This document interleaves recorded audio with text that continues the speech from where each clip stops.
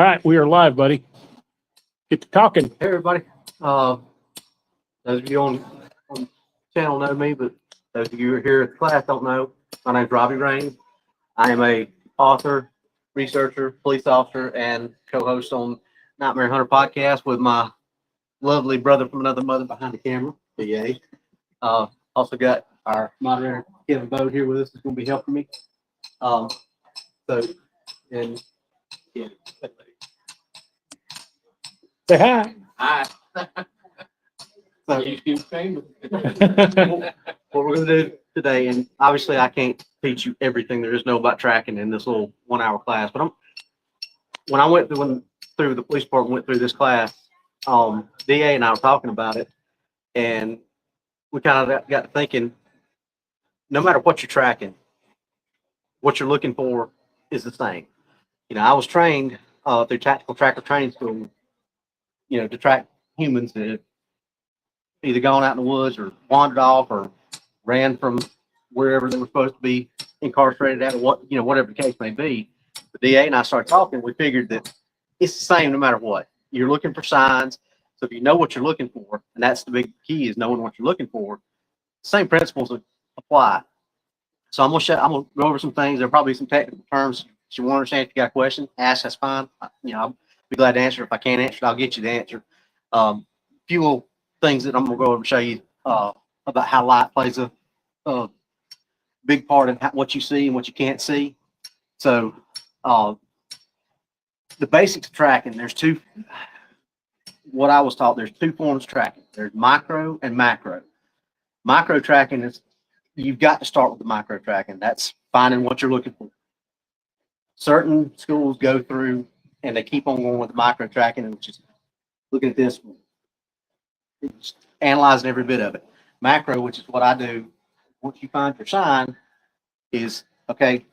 And you know, we were taught usually with about 4 to 5 people in the group. If I'm the tracker and say DA, Kevin, and Kenny were in my group, let's say DA would be my basically like a minder, or he's my backup. He's watching my back because I'm not looking here and there. I'm looking on the ground.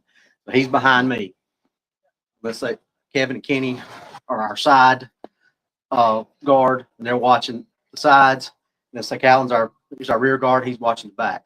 That's come in handy a few times at the field too. So I find what we're on. We got several different signs, but the main ones that I'm gonna go through. This is stuff you can use if you're out there. You don't want to make a lot of sound in the woods. If I'm on spoor, what we call, I'm gonna do this. That way, when I find something, DA's behind me, I'm gonna do this. DA's gonna walk up where I found that track or whatever it is I found, and he's gonna stay at that point. That way I can keep on moving. But if I lose it and I need to go back, I know where it's at because it's right there with him. So if I lose, he's where I found it. I'm looking around and I can't find it. I'm going to go like this. I'm off spoor. Now, if I think it's moved off to the left or the right or whatever, say Kevin and KC are up my sides. If I think it went off that way, Kevin's over there, I'm going to tell him to start, and then he's going to become that part of it. And he's going to look around. If he finds something, he's going to give me that symbol, and I'm going to shift that way, and then the whole line will shift. You can do this stuff when you're by yourself too, but it's a lot better if you're going to be out in the woods looking for stuff like this. Have a group of people with you, at least 2 to 3 people, because if you're tracking, you're looking down. You never know what's above you, what's behind you, what's around you. So we always tell you, if you're going to go out in the woods, make sure you got more than one or 2 people. Take enough people, you've got that security. How far apart are they? Do what? How far apart? Well, it depends on your terrain. If it's spread out like this, obviously you can spread out and you can still see each other. But if you're confined in a thick wooded area, it depends on your terrain. Right. I would say no more. Make sure you repeat their question because they're not going to. Sorry, Noah's going to get me. Yeah, this mic will not pick her up. Her question was how far apart you need to go if you're tracking, and that depends on your terrain. So I would say probably in a thick wooded area, you wouldn't want to go no further than 10 to 15 feet apart. That's 10 to 15 feet this way, 10 to 15 feet that way. Now, the person who's watching the back of that, he needs to be closer to the tracker. rear security probably another 10 to 15 feet behind that. That way you've got that whole cushion of, the security blanket. And that's done mainly in law enforcement function because 9 times out of 10, somebody's tracking, probably aren't.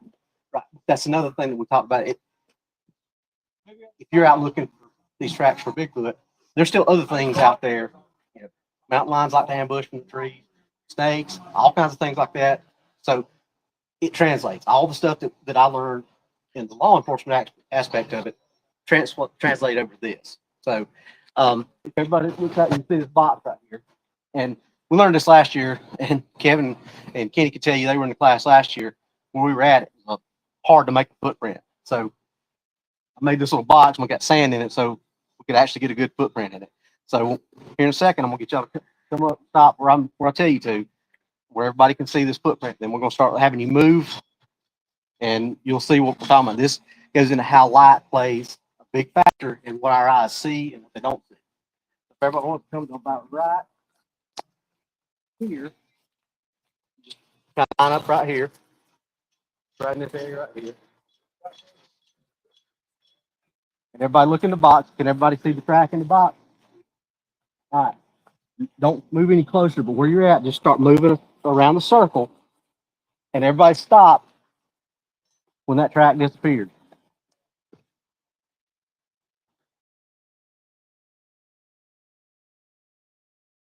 When you can't see it, just stop.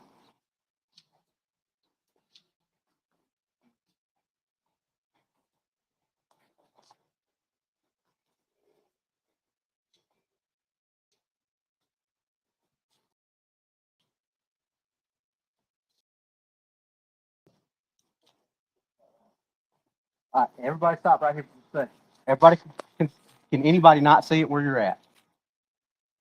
Can you see it? Still? Can you see it? Okay, look where the sun's at. Where's the sun at related to the track? You're getting the light come in right over top of it. Be back over here. You should have disappeared somewhere right.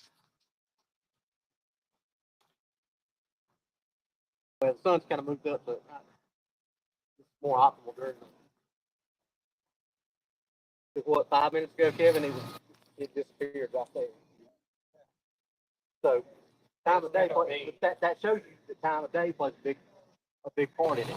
Because sometimes, literally no more than 5 minutes ago, Kevin couldn't see that track where he was at right there. Now you can see it. The sun is lower, so if the sun was higher, there's a place where you'll miss that where that track will be gone. You'll know it's there because you just saw it, but it'll disappear. The way the light reflects through the ridges, the bumps. Everybody come here and look at the print. Remake it. Or remake. Let me do this part now. We'll let you use yours because that'll be a good thing to show the difference. That's same thing of what you're looking for if you're tracking a deer, tracking a raccoon, a bear, anything like that. The light fingerprints are not, any two are not the same. That's my boot print, and you see the pattern and impression. Call that a lug pattern. So if you were tracking me, you don't want to look for somebody with a Nike print because you're like, well, that's not who I'm looking for. It's not what I'm looking for. So I can go ahead.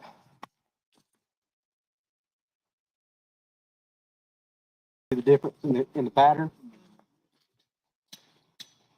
Okay, everybody come right here. Y'all saw the print in there, right?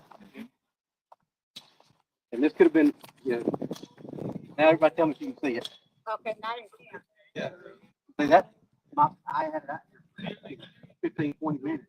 So some of the moisture has been pulled out. That may be why you still see it, but y'all see now what I'm talking about. Yeah. How you can't see it. And I start moving around and it'll once you get to a certain spot, it'll come back. Yep. But see, that's something good to know, that material that's tracking in, you got to take stuff like that and sit right through you're at, what the elements are, weather, all that kind of stuff plays a part in it. Kevin, bring this up. The next part we're gonna move into, that's the ground floor, stuff like that. We get into socketing and things like that a little bit, but you see a break on the tree. You want to figure out how long that's been done. Kind of ties into what we're saying about that, weather patterns, things like that, temperature. This is what we call fresh meat. If I want to determine if this is fresh, anybody I know other than certain ones who've already been in this class, he's over there, he ain't gonna say nothing. Anybody have an idea how I determine how old this is? How am I gonna make a determination how fresh this is? Have I got an idea? Right, but how am I gonna make that determination? What's a way that I can check and make sure or to see? Think about what I said about the weather conditions and things like that. I went through and this is hanging off still on the tree like that. I'm like, I wonder how long that's been there. I'm gonna go and I'm gonna compare from here to here. And if it's the same color, what does that mean? Fresh meat. So when okay, when it broke this, just came through here recently, probably 30 to 45 minutes. But if I break this and this is all one nice fresh different color, this is dark brown or whatever. Obviously, it's a different, or it's been done a lot longer. Okay. All right. Same thing. Again. And folks, just so you know, the music is not part of this video. It's just being played at another campsite. The music is unintentional. So another thing, and something that we talk about backtracking and things like that. You might want to explain why we talk about it. I'll get in there. Okay. So we talk about, a lot of people talk about, I'm sure you've all heard people say, well, I was tracking, I saw a trackway, and all of a sudden tracks just stopped. Everybody heard that? Different shows and things like that. So a lot of the things we talk about on our show is you only got to look in nature, answer some of these questions about why they do this kind of stuff. Grizzly bears, rabbits, all kinds of things like that. Wolves. So if they can do it, we can do it. They taught the military how to backtrack. Why wouldn't something that's born in the woods, doesn't want to be found, and other animals we already know do it? Why isn't it possible for these to do it? So if you're walking, there's something called the primary point of impact. If you're walking forward, what part of your foot hits the ground first? Your heel. Most people don't walk like this unless they're right? Yeah, there's chemicals Heel involved. to toe. So if I'm walking through sand or rocks or anything like that, there's going to be all kinds of debris picked up on the bottom of my boot. So as I go forward, which way is that, what we call disbursement? Which way is that disbursement going to come out of that track? Now it's going to come out in front. If I'm picking it up, my foot's going this way, it's going to drag it forward, right? So if I'm trying to get away from the hairless monkey with the boomstick, and I'm going to backtrack, what's my primary point of impact going to be? So I'm walking backwards. There's my toe, right? So reverse of that, where's the disbursement going to go? It's going to go behind me. So there's ways to kind of look at this track. Once you learn, if I step in here, pull that out that way, it's going to come out the front. This is perfect right here. Look at this. So when I step and walk, this is disbursement will be anything out this way. This is called kickback. You see where, because that's where I'm just normal step. But the other way, if I do this without breaking the neck, if I'm going backwards and backtracking, see what the kickback is? It's pushed the front because I'm walking that way. If I'm walking this way, it's pushed this way. So little things like that, and I didn't know that before I went through this class. You didn't know stuff like that, and you're following these footprints, and you saw something like that, you're like, where'd they go? But there's things that you can look at these tracks to find out what this, okay, did it do something like that? Now, we're not saying that it absolutely does. That's just a theory we have.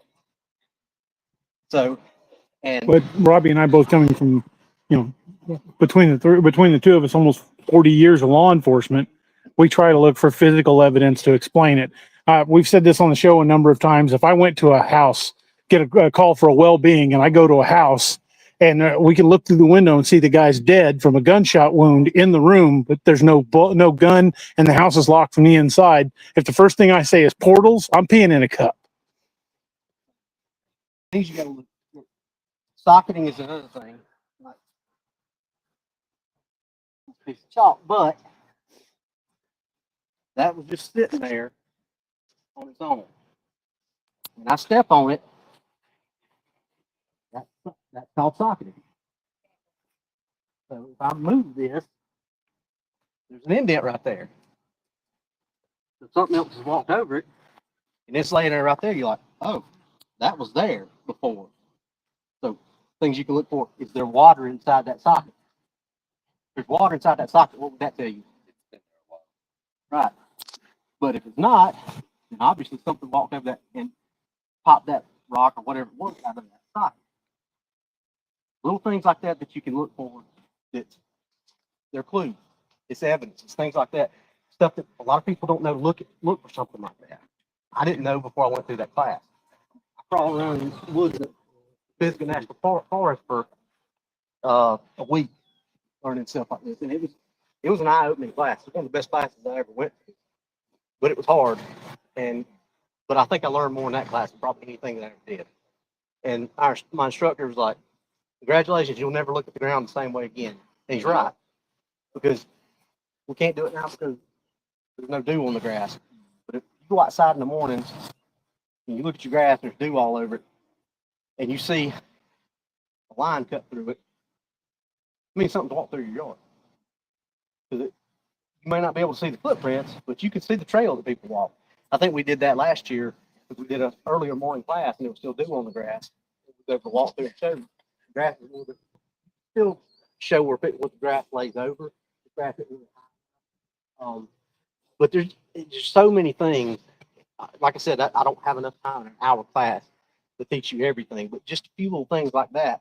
If you're out looking for stuff, and even if you're not just out looking for something, it's something you can tell, oh, well, something's been through here pretty quick, or pretty soon, pretty a short while ago, or whatever big went through here, it's not here anymore. And what Robby was saying about the position of the sun changing the way the track is, that's why we always tell people, if you've got a cell phone with you and that's the only camera you got, take as many angles and as many pictures as you can, because each time you move that position, it's going to change the amount of definition in that track. And you can use multiple images to build a 3D model. That's without even having to cast it. You can build 3D models off multiple pictures and get a perfect representation of the cast. And other things is like, you got a log laying across the trail, got bark on it. Same with the limb, checking the fresh meat. If the bark, piece of bark is off of it, you know, I want to know how long that is. You go back down a little bit more, move the bark off, and you can tell if it's still moist. If the bark is on there, and it's going to be a moisture barrier. We'll keep that moisture in between the bark and the tree. This is dry here. This is still wet. There's still bugs crawling on it, things like that. And obviously, you know, that's been off for a while because it had time to dry out. By the same, conversely, if it's still wet here, it's still wet there, you know, oh, this was just done. Something stepping over the log. I know when I found stuff like that at Joe Ball, when we were up there doing some tracking, which is up in Missouri where DA lives. So it's a lot of it, like I said before, and I'll keep harping on this because it's something that you need knowing what you're looking for and then looking for it. Anybody ever get a car and after you get this new car, you're driving down the road and it seems like every other car that you see is the car you just bought. Anybody ever you've experienced it, right? It's because your mind is thinking about that car, and now you may have passed just as many cars before you were thinking about it, but now your mind is thinking about it. And that's why you're seeing it. Same thing. Once you know what you're looking for, it makes it easier to find these things. Easier to find tracks, easier to find brakes, things like that. Once you get that in your mind, you know what you're looking for. It's just like, oh, that's easy. Stuff that seems hard when you're thinking about now, but once you see it, you're like, dang, that's what I thought it was. Anybody got any questions about anything right now? Yeah. Okay. Some other things we can show you. How much time we got, D8? It's only 4:30, so okay, we got 30 minutes. Let's see. Let's go back up and get out the sun. So I think we're done with this part of it.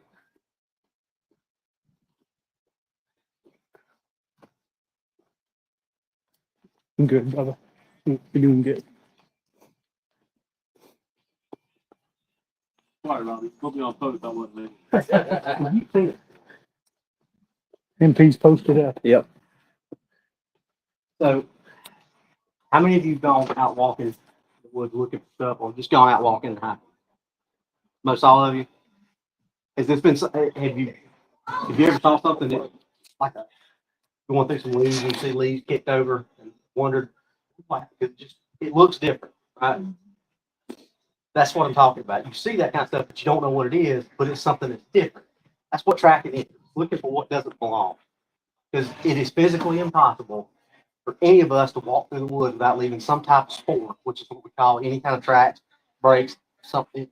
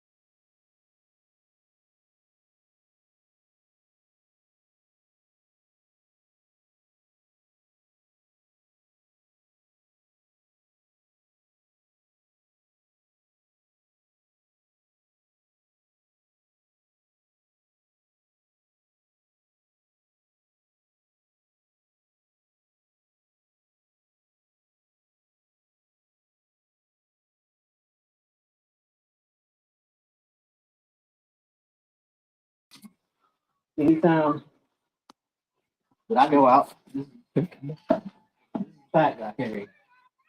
That's got everything in it I need to do track casting if I find one. Sorry about that, folks. We lost camera for a minute. We're not preaching that you have to carry a gun.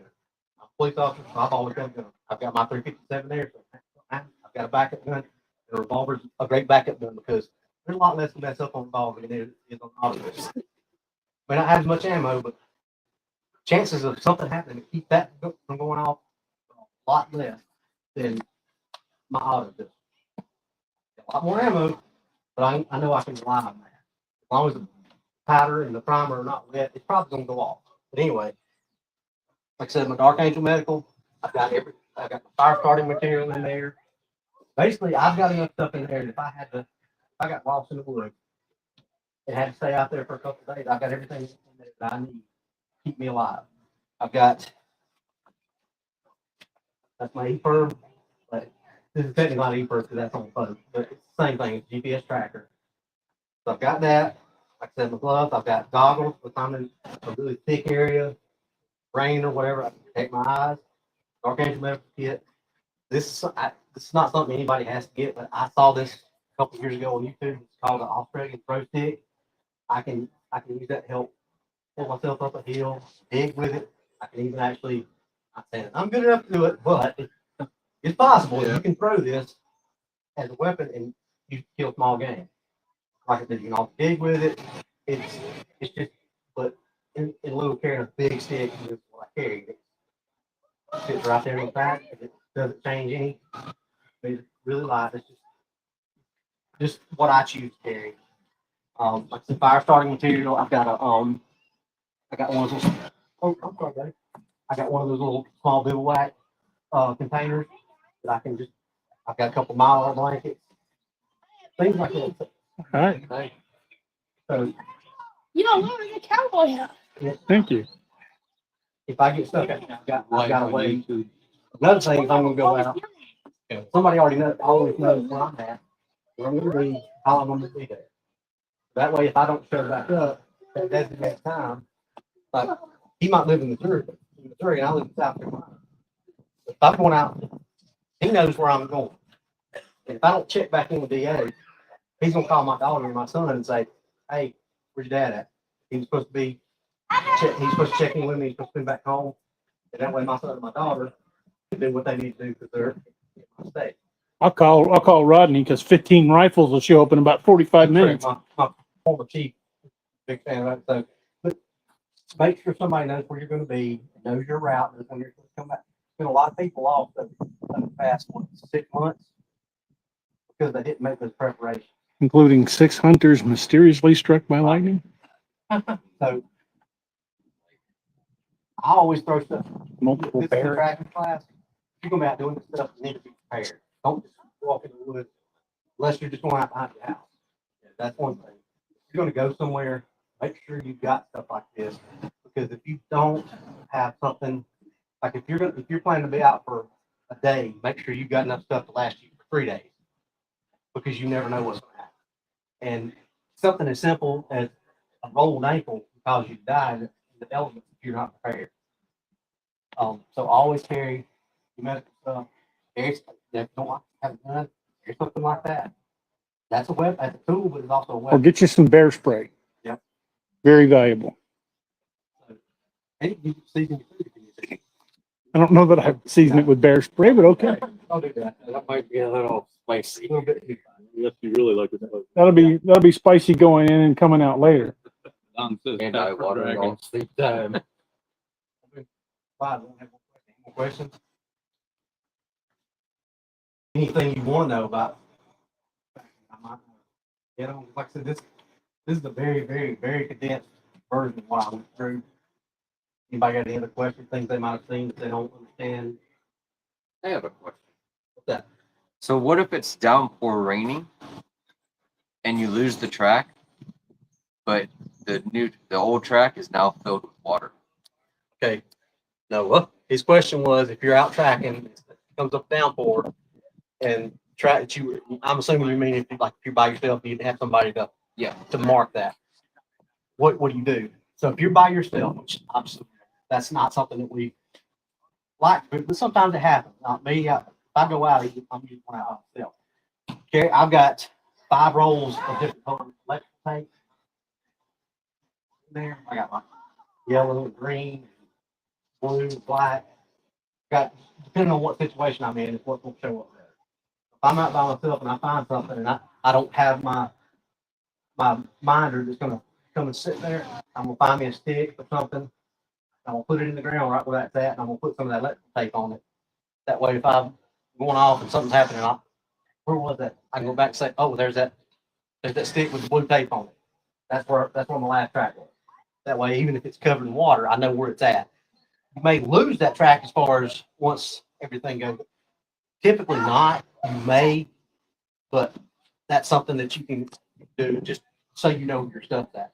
And that's no different than making a blaze trail. Yep. You're hiking in the woods, just cut the notch off the trees you're going so you can find your way back. Same thing. Anything else? Question? How long do you typically have in between somebody making the track and finding the track in case it disappears or gets covered up or weather conditions changing? What does that do to a track and how long does it take? So, question basically is how long will the track stay there? And kind of really answered the question. If it's, you don't have any kind of adverse weather conditions, the track can stay there for a long time. It's typically if it's in, like say it's just rain and then it doesn't rain again for, a couple of weeks and the ground dries out, that track's gonna be there for a good long time. That one we found in Combs Ferry had been there for weeks. Yeah. That hard packed mud. But that's, when you're looking at the track, you're making your determination of how long it's been there, like socketing and if there is water or anything in it, things like that. There is no definite answer to how long, because it depends on where you're at, what the weather conditions are. Like tracks in sand like that, like if you're in a real windy area, got a lot of sand, if the wind's blowing, wind can actually shift the track. Like you could be walking in a straight line, and a couple hours later, a big wind gust comes up, and it blows across 2 or 3 of your tracks. You're gonna have a couple tracks in a straight line, then you'll have tracks over here.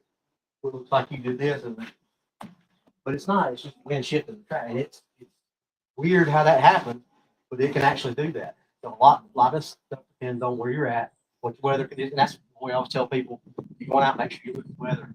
What's the weather going to do for the next couple of days? What they're doing right now, because that can affect you obviously, but it can affect what you're looking for too. Heavy windstorms can blow limbs down, and you don't have any brakes and something that can be covered with leaves, and you just walk right by it. It's covered. Out there digging under the leaf litter, you might not find something. But there again, that's taking into consideration where you're going. Are you in an area that's got a lot of oaks that drop, buckets full of oak leaves everywhere? You got 5.5 inches worth of leaf litter. Stuff can be hid under that.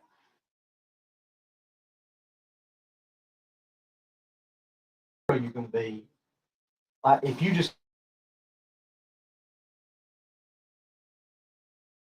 you want to go over there and look at it, you find it, you want to run that track, you got to look at the area you're in, what's going on, and make your determination. Okay, there's 5 inches of leaf litter.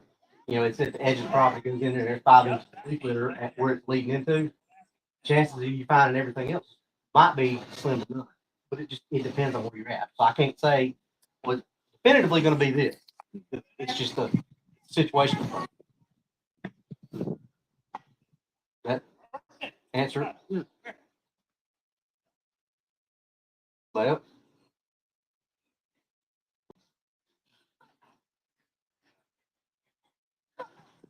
Another question. Say it's an ATV trail, but you find a track that does not belong. How would you differentiate exactly where that's going with the ATV tracks over top of it? Would you be able to? okay, so basically what you're saying is the question was if you're on a trail and there's an ATV trail and you find a footprint or something like that that looks like the track is run over it, or either the ATV is run over the track or the track's over the ATV, how do you determine which was done first? Is that what you're asking? All right. So number one, what you're gonna look at is what kind of track you're looking at. If you're looking at something small like a raccoon, a fox, wolf, something like that, more than likely they're not heavier than that ATV. So the ATV tracks are going to be deeper than whatever they ran on. They're going to run across the top of the footprint. That means the ATV ran over the track first. But if the footprint depresses over the ATV track or the track, whatever it may be, then it's an overlay system. What if the tread pattern of the ATV runs through the middle of the track? Then obviously the ATV ran over whatever the track was. The reverse of that, and the track doesn't have any of those load patterns in it, and obviously it crossed the ATV track. Make sense? Is that what you're asking? Yeah. But it's just like I said, it's knowing how they overlay with each other. If I make a track and then something comes along and steps over across the track, you can see my load pattern on my boot, and then there's something different across the top of that because of that walk across my track. Vice versa. If I walk across that, my load pattern is going to be across that track. Robbie, I got one for you ain't covered yet.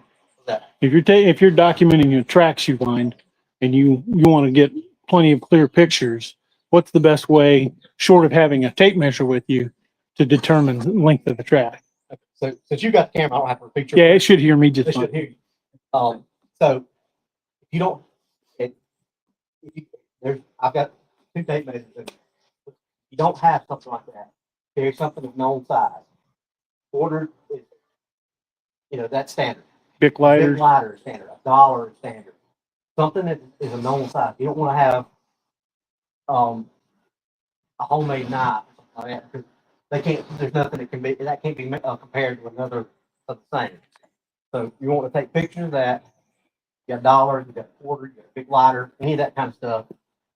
You lay that beside the track and that gives you your scale. That way somebody can't say, "Oh, you fake that." Just standard big lighter would, but 3 inches. About 3 inches. about 3 inches long, or business cards. You got a business card, standard business card, Or credit card or Yeah. ID. Those are all known lengths. something that's known per scale. If you just take a picture of just a footprint, some kind of track, you don't have anything at the scale, people are going to be like, yeah, whatever. If you got something known for scale, you got a gun, you got a Glock mag or standard size. That's something that you can put in there. Anything that can be verified. Thank you, King. So there again, that's stuff that you got to think about. Like I said, I've got a 100-foot nylon tape measuring, one of the big old roller type that carpenters used to use, people laying out foundations, footers, and things like that. And I've also got a couple Milwaukee tape measures in there. I may not need 100-foot, but I may only need 30 foot. So I may not want to pull that big thing out. But I got that one because if you're measuring an entire trackway, it's easier to do it one time with 100-foot than it is with a 25 or 30-foot. Doing it. It's also a good idea to have a longer tape measure so you can measure stride length, which will help you determine height. And from the height, you can start guessing weight. And the depth of the track can also give you a good idea of how heavy the animal is. That can get kind of complicated. Generally, if you put something, if it's got like a 6 to 7 foot stride length, which is big, you're looking at something that's going to be, upwards of 9.5 to 10 feet. But because the average human male has got anywhere from 2.5, 3, somebody like Shaquille O'Neal probably will have upwards of a 3-foot stride on the wall. And it obviously it stretches out running, but there's things that you can tell about the track, you can tell something running and walking. And it's because like I said, with all the other stuff, there's no activation, pressure relief, pitch, stride, straddle, all that stuff is factored into it. So, I couldn't sit here in an hour and teach all that. I still don't know all that stuff. I only have weeks stuff. I know the basics and I know how to kind of get the general estimates. But guy used to work with me in my police department. He was a game warden. He's been a game warden for probably 35, 40 years. He could tell you if you had 15 cents of change in your right pocket. Tell you how much weighed. Literally, but he spent 30 years of his career outside doing that stuff. I wish, because I really wasn't, I'd always wanted to learn that track, but at that point, I was canine handler at that point. That's all I cared about at that point. Getting out on the road, stopping cars, getting my dog on the car. That's all I cared about. I wish I'd have had more time to pick his brain and learn this stuff. Now that I've got this passion for track, I really wish I had.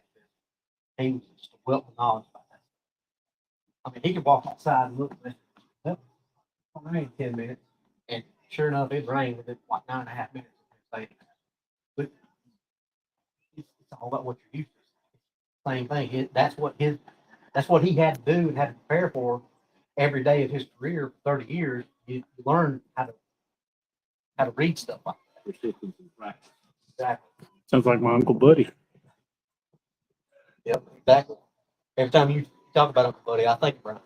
He was just an old mountain man, but he was game. He was probably, I think, for 10 to 15 years of his career, he was the top guy. He got more night poachers in the state than any other game warden. Everybody, it was the joke around going night poachers don't do it in the county that he's working, or any county within 30 to 45 mile radius. As long as he could get there, he was going to find out who did it. He's a good guy. So Anything else? How do you measure stride length? You go toe to toe, heel to heel. Heel with the back foot, toe with the front foot. That gives you the total stride length. Because when I stop right, that's the start point. And that's the end one. That's not comfortable stride for me. I shouldn't exaggerate. Comfortable stride length is like that. So that's my stride length from there to there. Straddle is how far apart feet are from each other. Like I said, my materials, there's about 4 or 5 books of material for a week like that thick stacked on top of each other. I thought, ooh, what have I got into? But we were in class that week. We were in class a total of maybe 3 total hours. The rest of it was out.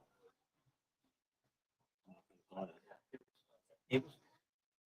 I was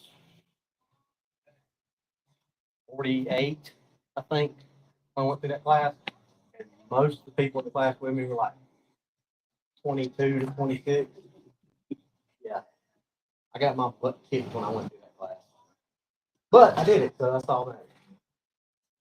I wouldn't say you got your butt kicked. I'd say you survived it. Barely. But if any more questions, I got one for you to talk about. Good topic. Okay. A lot of Bigfoot tracks get dismissed as bear double steps. Explain the difference and how to spot it. Any bear hunters? Okay, bears walk in a linear motion. I mean, this foot goes here, and they make another step.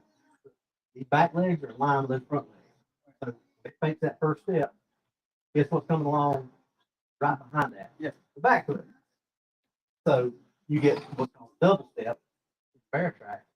You'll have the front part of the foot and the back part of the foot. And it makes it look like a much bigger track than what it is. That's a bear double step. But the way you can tell a bear track, obviously, they don't look anything like human footprints or Bigfoot footprints, and they've got paws. Not many Bigfoot species, other than maybe Gugway, Mhm. have paws. Another clear indicator for bears is the middle toes on bears, like your fingers. The middle toes on bears extend out farther than the side toes. If it's a more of a Bigfoot track, that like our foot, that big toe is going to be much more pronounced. But a bear track will be clearly the middle toes are longer than the side toes. The front feet or the back toes of the bear might be splayed out. Most of the tracks you see, Bigfoot tracks, the toes are splayed out. Flex out. So bear track, unless they're hauling something, they generally keep their feet or their toes together with the claws. So the toes will be really close together, claws will be really close together, not splayed out. That's a big indicator. The bear shows you pictures. Hey, what's this? Look at that splayed out and that falls, and obviously they're a lot narrower. See, and that's another thing that people talk about. Yeah, stuff like that. Snow track. Snow will make a track look a lot different because tracks made in the morning time or overnight, let's say. Then the sun comes out, causes it to melt, and then at night it refreezes. You come out next morning, let's say that's the first morning you see it, and a track started out that size, it'd be this size the next day. This wide and this long, when it was actually this wide and that long. It melted and froze. So that's another thing to look at. Is back to conditions where you're at, weather and things like that. Now, that doesn't mean that every track you find in snow is that, but that's just something that you got to look at. It kind of, and that goes like with mud too. Mud will squish out. So if it's really soupy mud, you got to look at that too. But like what DA said about depth, I'm 260 pounds. I can't make a track or something like that. But he got a track outside his cabin in Tennessee, then ground about this far, but everybody walked out there on that grass. Rocky ground. What, half inch to an inch deep? No, it was about an inch to an inch and a half deep, Yeah. 19 inches long. Or 45. Yeah, going straight up the side of a mountain. Looking at a bathroom with it. After it growled at my wife and beat on the side of the cabin. More than likely, that wasn't a bear. Bears don't just usually stand there long enough to grind the track down. That's another thing called about dwell time. You're looking at track. How many of you You're standing still and I'm like, stand here, stop still and never move. How many people are like, what people? Unless you're leaning on something, y'all see me do it. I'm saying you can tell 12 times that stuff is kind of that's a human thing. That's one of the things now that you'll look at that, you'll watch it. Right, that person's waiting. Look at that. It's just one of those things. Once you know about it, think about it. So if you're out looking for tracks, you want to tell how long something stood there on the track. Matted down and deeper and moved around. And we talk about how I'm sure most of y'all heard these stories about standing there just swaying like that, tree peeping and stuff like that. That would show you up, especially if you got something that's over 1,000 pounds, standing there for a little while. It's going to make that. You're going to be able, that's something that will show you. You were talking about toe splay too. If you got an average size, something that falls within normal human sizes, if you look at toe splay, because all of us, we grew up wearing shoes. So our feet are a little bit different. Our toes stay together a lot more, even when we're on barefoot on ground. If you look for that toe splay, it might be the difference in what you're looking at, what species you're looking at. I'll put that. That's a good point. That's true because that our feet are confined and they're grown like that. But if you go look at like Native American tribes, Africa, Papua New Guinea, places like that where they've never wore shoes, their footprint will look different than if anyone of us with our shoes on the right side. Their toes will display out because they haven't been grown differently. They have been confined in the shoe. Yeah. Any other questions? Actually, I have one that might be interesting. How, if you're tracking someone and they're barefoot or tracking something that has a paw, how could you tell exactly how fast or by its weight, by the toe dig? That's good. I like the fact. Thank you. Close enough. Yeah, I'm sure it was close. Toe He's dig. closer than you are, so yeah. And y'all actually saw toe dig. Yeah. And I walked and I showed you. That would be called kickback is what it does, but the toe dig is when you're pushing off. And obviously if something is running, it's not going to look like just that one little mound. You're going to have disbursement way further back out of the back of the track than you would right around the edges of it. Also weight takes in that goes back to how deep the track is and things like that because It's also going to tell you a big difference between something that's walking and something that's running. Because that track is going to be deeper, the weight shift is going to be closer to the toes, and you're going to get a lot more of that kickback from something that's running than I know something that's when I walking. run barefoot, I curl my feet to dig as much as I can. Yeah. And that's something, who knows if that's what they do or not. I would assume that they would do because if you're running barefoot and you're running through, you're going to use your think about when you're walking up a hill. Even if you've got shoes on, subconsciously you're flexing your toes into the bottom of your shoe, aren't you? Because that's something. Because you flex your toes, even though it's not doing anything, you're still flexing your toes into the bottom of your shoe. Because that's that natural instinct to grab. I mean, you're going to grab with your hands and you're going to grab with your toes behind it, even if you got shoes on. So that's a good question. You recommend any good books if anybody wants to follow up and learn more? Tom Brown. Tom Brown Jr. Tom Brown. I read that on before I went to class. Really good book. That's old school stuff. He was really good.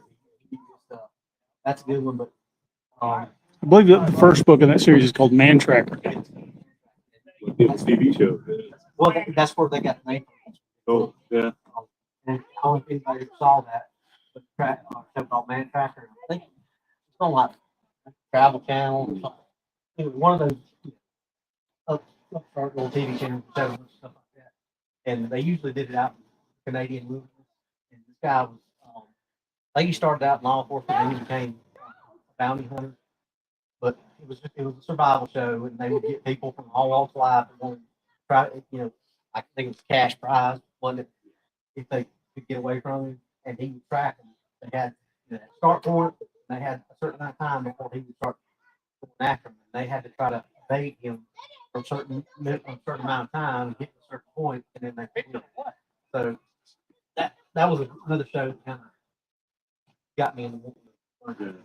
Do with all the track. Yeah, he was. And a lot of times he tracked horseback. Horseback. He used to actually in the New Jersey Pine Barrens, he used to have a school where you could go and spend a month or so there and learn his tracking techniques. But if he's still alive, he's an old man now. He doesn't do it. He doesn't do it anymore. He's probably in his late 70s, early 80s if he's still around. Tom Brown actually, the guy who owns the company that I went through tactical tractor training school, Larry Wilkerson, he actually knows Tom. And Tom actually helped him develop the horse.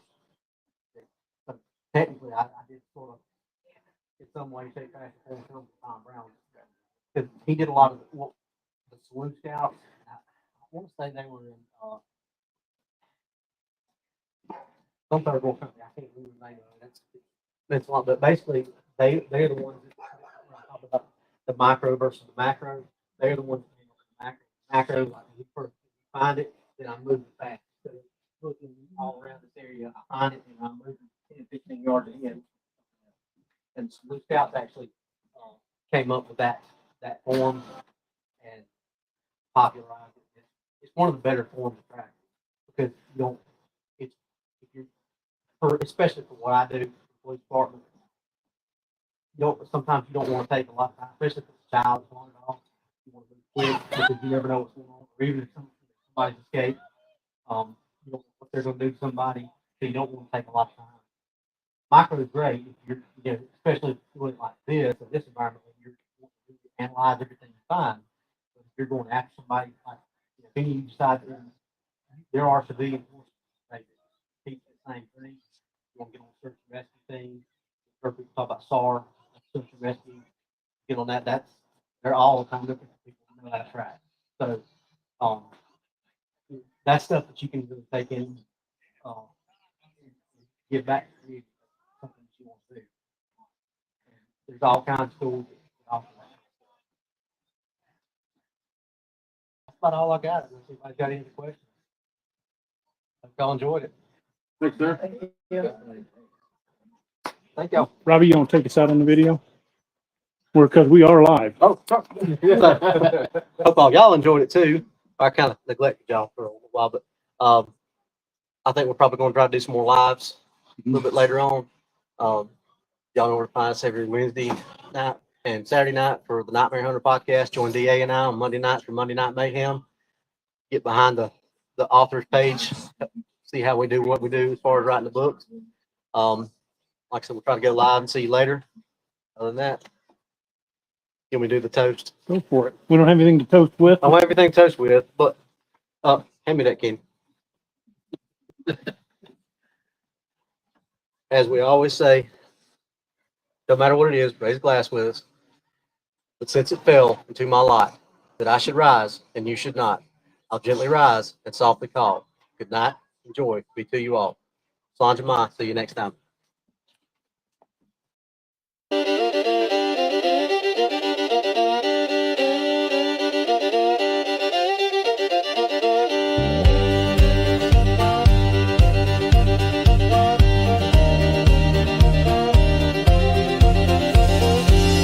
Plains, the winds are howling, saloon doors swinging, shadows growling. 3 lawmen stand tough as rawhide. Yeah, Doc DA, nothing can abide.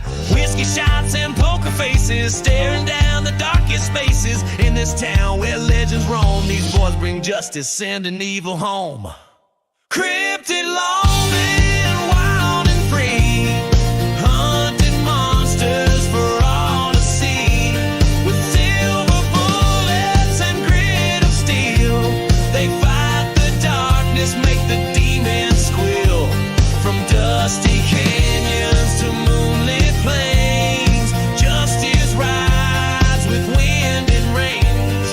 Cryptid lawmen, a fearsome sight, standing tall against the endless night.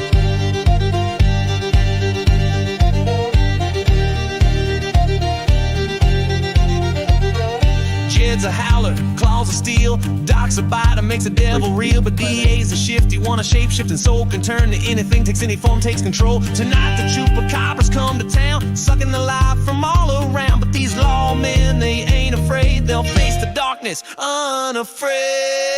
Cryptid lawmen, wild and free, hunting monsters for all to see. With silver bullets and grit of steel, they fight the darkness, make the demons squeal. From dusty canyons to moonlit plains, justice rides with wind and rain. Cryptid lawmen, a fearsome sight, standing tall against the endless night.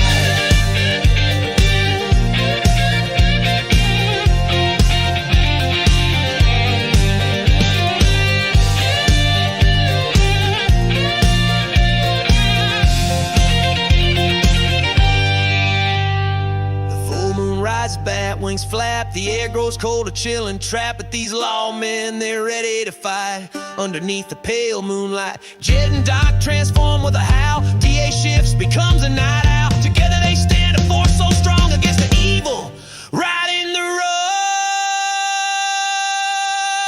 Cryptid lawmen, wild and free, hunting monsters for all to see. With silver bullets and grit of steel, they fight the darkness, make the demons squeal. From dusty canyons to moonlit plains, justice rides with wind and rains.